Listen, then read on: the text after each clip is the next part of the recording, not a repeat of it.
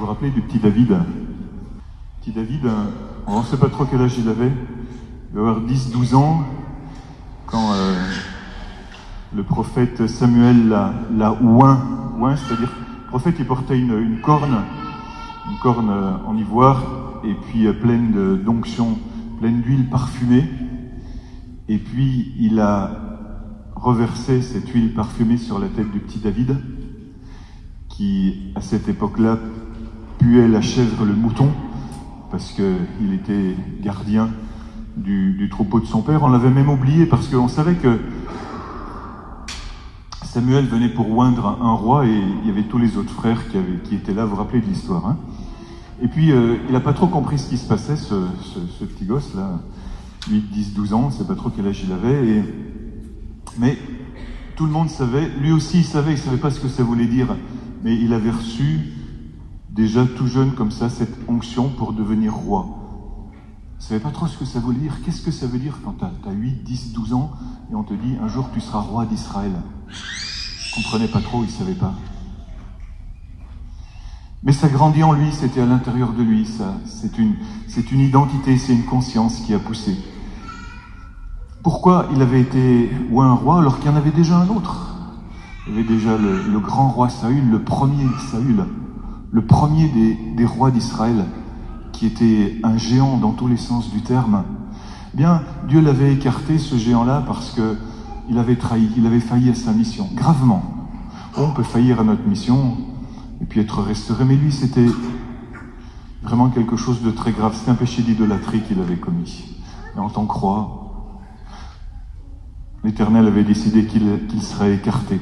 Et pourtant, il était toujours là en place.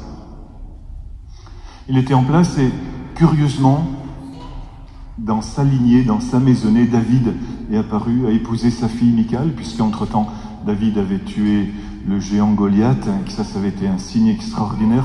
Mais Saül avait compris que David, qui désormais avait grandi, qui était devenu lui aussi un homme magnifique, allait prendre sa place. Alors il cherchait à le tuer concrètement, physiquement. Et il le poursuivait dans tout le pays. C'est l'épisode que nous venons d'entendre. Je vous le retrace parce que c'est un peu compliqué à comprendre, sinon. Avec une armée, l'élite d'Israël, 3000 hommes, 3000 guerriers d'élite.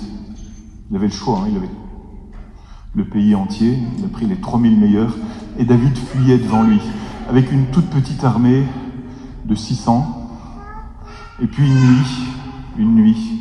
Et voilà, toutes les deux, ces deux armées, celle du puissant roi Saül et celle de David, qui est en fuite, tous les deux de chaque côté d'un ravin. Puis c'est la nuit. Et puis Dieu fait tomber une mystérieuse torpeur sur le camp de Saül. David s'en aperçoit et il descend avec un seul de ses guerriers, avec Abishai. Et dans le camp de Saül, tout le monde dort et ils entrent jusque au centre du camp de Saül. Et Saül est là, couché par terre, et à pas de loup, David, pendant la nuit, avec Abishai, s'approche de Saül. Saül a sa lance plantée en terre, prête à être utilisée. Et Abishai dit, vous avez entendu, il dit à David, un seul coup de lance, j'aurai pas à m'y reprendre à 2 fois, et tous tes problèmes sont terminés. Quelle tentation! Plus, Abishai, c'est un jeune guerrier que David lui-même a formé. Tout est là, tout est prêt. C'est le moment de la justice. On t'incite à le faire. C'est là où tu vas pouvoir tuer ton ennemi. C'est là où tu vas pouvoir faire justice de ton ennemi. Tous tes problèmes vont être terminés. On t'incite à le faire. Vas-y, il faut que tu le fasses. Qu'est-ce qui te retient? Ce qui te retient, c'est que tu n'es pas un homme ou une femme de cette race-là. Tu n'es pas un homme ou une femme de ce royaume-là. Tu es un homme ou une femme d'un autre royaume.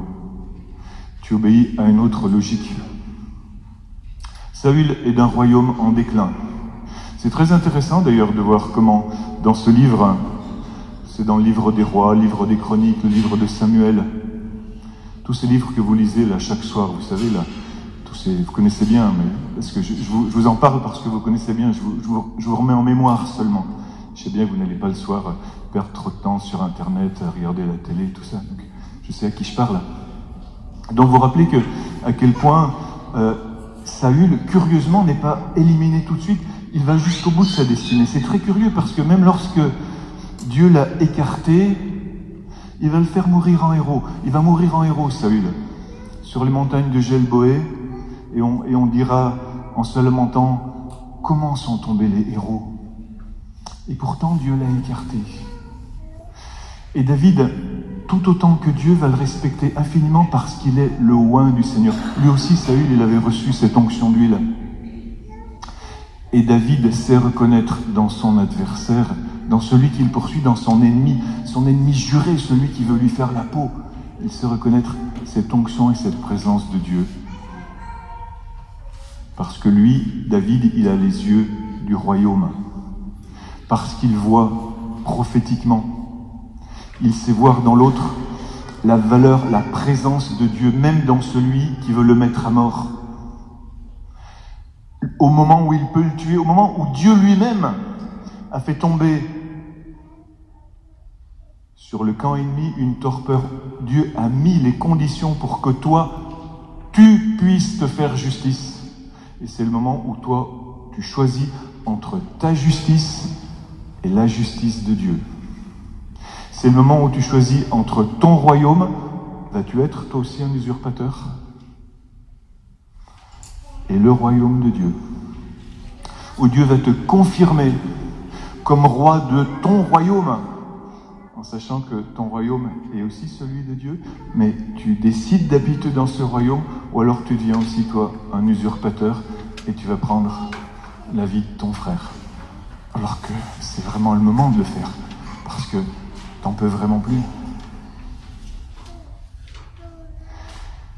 Et tu vas laisser faire, au contraire, la justice de Dieu, petit à petit, se mettre en place. Ça va prendre du temps, ça va prendre des années et des années, avant que David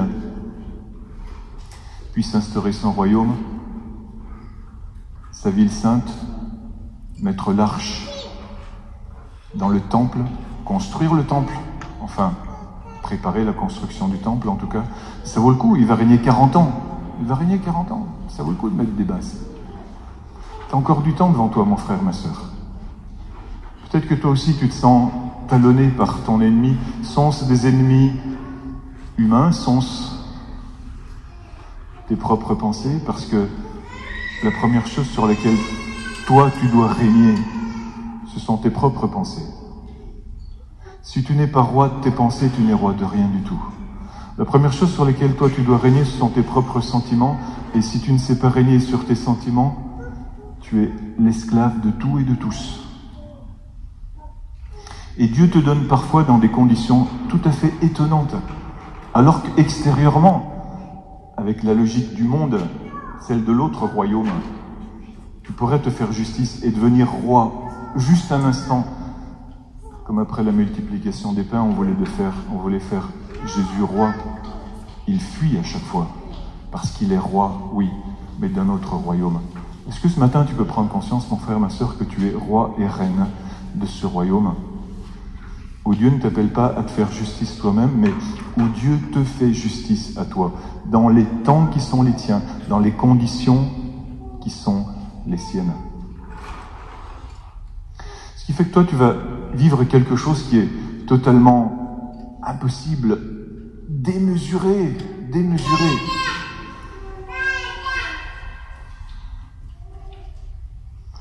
À celui qui te frappe sur une joue, présente l'autre joue. À celui qui te prend ton manteau, ne refuse pas ta tunique. Donne à quiconque te demande et à qui prend ton bien, ne le réclame pas. Souhaitez du bien à ceux qui vous maudissent. Impossible, démesuré, injuste. Mais tu es roi et tu peux le faire. Tu as les moyens. Tu as les moyens. Tu es roi, tu peux tout. Tu es reine, tu peux tout. Tu as les moyens, tu peux faire ça. Et dans cette démesure du royaume, dans cette logique du royaume, alors, Donnez et l'on vous donnera. Pardonnez et vous serez pardonnés. Ne jugez pas et vous ne serez pas jugés. Ne condamnez pas, vous ne serez pas condamnés. C'est une mesure bien pleine, tassée, secouée, débordante qui sera versée dans le pan de votre vêtement, car la mesure dont vous vous servez pour les autres servira de mesure aussi pour vous. Voilà le plan de Dieu pour toi. Plan de Dieu pour toi, même et peut-être surtout lorsque les conditions extérieures sembleront autres, pour que tu ailles jusqu'au bout de sa logique à lui, pour que tu ouvres jusqu'au bout tes yeux de prophète, c'est que tu sois roi et reine de cette façon-là. Et ce qui semble impossible, ce qu'on pourrait appeler une morale chrétienne qui est totalement irréalisable, absolument impossible. Tu ne peux pas aimer de cette façon-là, c'est impossible. Les conditions du monde, notre psychisme, nos habitudes, les coercitions intérieures et extérieures, la vie des autres, les pressions, les pulsions qui nous sont données, les colères, même contre l'Église ou contre ta foi que suscite l'actualité habilement manipulée, font que tu n'es absolument pas capable de vivre cette morale chrétienne. Seule la conscience de ton identité de roi et de reine fait que tu peux le faire facilement. Parce que si tu es roi et si tu es reine, alors tu peux le faire. Encore une fois, la vie chrétienne n'est pas une morale. Saint Paul, c'est 2000 ans qu'il nous l'a dit. On ne l'a pas encore bien assimilé. La vie chrétienne, c'est une identité. La vie chrétienne, c'est une nationalité. Nous sommes citoyens du royaume. Et puisque nous sommes citoyens de ce royaume où le roi est notre Père, nous sommes tous rois et reines. Tiens, c'est extraordinaire ça. Rois et reines, tous, chacun. Mais comment est-ce possible? Libérer tout d'un coup de la jalousie, libérer tout d'un coup de la compétition, de cette jalousie, de cette compétition qui fait que Saül voulait tuer David. Mais comment est-ce possible? Nous sommes si nombreux, tous rois et reines. Mais sur qui régnons-nous? Roi et reine du bonheur. Alléluia. Et tous ceux qui sont autour de nous, à côté de nous, magnifiquement complémentaires de cette royauté, de cette joie, de tous les fruits de l'Esprit Saint, la paix, l'amour, la bienveillance, la foi, la douceur, la maîtrise de nous-mêmes. Une belle, magnifique humanité enviable, tellement enviable que c'est justement celle-ci que le démon jalouse et essaye de nous ravir. Nous l'avons, nous la possédons. Elle est déjà à l'intérieur de nous. Et lorsque nous faisons ces expériences extraordinaires de gloire, celles dont je parlais tout à l'heure, que vous avez vécues à Banneux, les adultes avec nous, que les ados nous avons vécues ensemble à Banneux une semaine après, que nous avons vécu ailleurs, ces expériences extraordinaires, ces miracles, ces expériences de gloire, tout d'un coup, au détour de ton quotidien, ça peut même t'arriver à Carrefour ou à Deleuze, tout d'un coup tu as une illumination de Dieu, et tu la vis ensuite normalement dans ta vie quotidienne. Normalement dans ta vie quotidienne. Tu es roi, tu es reine, tu es citoyen du royaume. Alléluia. Et tout devient facile. Merci Seigneur et merci de nous faire entrer maintenant par cette porte de l'Eucharistie dans ton royaume de gloire que tu nous as donné, que tu nous fais partager.